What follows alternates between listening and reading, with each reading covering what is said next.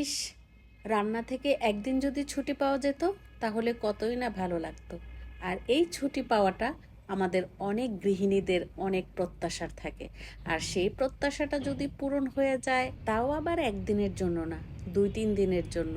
শুধু কি ছুটি, রান্নার ছুটি বলে কথা না, সে রান্নার ছুটির পাশাপাশি কিন্তু একটু ঘোরাফেরা করা, সবুজ প্রকৃতির সাথে মিশে যাওয়া, দূরে কোথাও পরিবার নিয়ে ঘুরতে যাওয়া, সেখানে যে মনোরম পরিবেশে সুন্দর একটা সময় পার করা, এটা তো অনেক নারীদেরই আশা থাকে। আসসালামু আলাইকুম, আশা করি সবাই ভালো আছেন। আলহামদুলিল্লাহ, আমিও আপনাদের দোয়ায় ভালো আছি। বললাম না, পরিবার পরিজন নিয়ে একটু নিরিবিলি থাকা বা পরিবারকে একটু সময় দেওয়া, এটাও কিন্তু মাঝে মধ্যে করলে মন মানসিকতা শারীরিক সুস্থতা অনেকটাই কিন্তু ভালো হয়ে যায়। যাই হোক, আমরা কিন্তু ঢাকা থেকে চলে আসছি চিটাগং। আর এই চিটাগং আসার পথে যত সুন্দর সুন্দর দৃশ্যগুলো দেখেছি সবই তো আপনাদের সাথে শেয়ার করলাম। এবার না হয় একটু রুমটা শেয়ার করে নিই। আমরা যে হোটেলে উঠেছি সেই হোটেলটা তো আমার কাছে বেশ ভালো লেগেছে।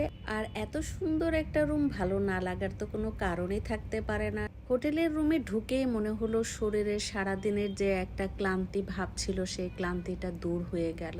ঢাকা থেকে জার্নি করে অনেক ঘন্টা বসে থাকার পর যখন এমন সুন্দর একটা পরিবেশে আসা হয়, তখন মন আর শরীর দুটোই কিন্তু ভালো হয়ে গেল।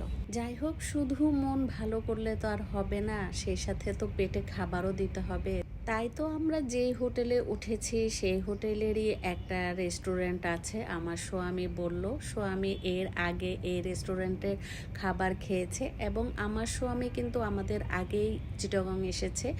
আর সে আমাদেরকে কিন্তু চিটাগং নিয়ে আসলো এবং যে রেস্টুরেন্টে সে খেয়েছে সেই রেস্টুরেন্টে কিন্তু আমাদেরকে খাওয়ালো।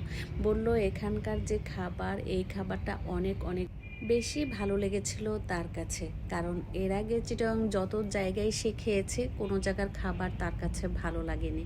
কারণ চিটাগংয়ের রান্না নাকি তার কাছে বেশি একটা ভালো লাগেনি।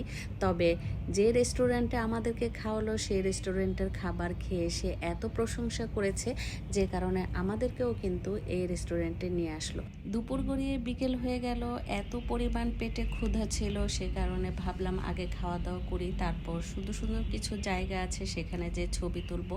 তো খাবারগুলো আসলে এত এত মজা ছিল আর আমরা এত তৃপ্তি সহকারে সবাই মিলে খেয়েছি।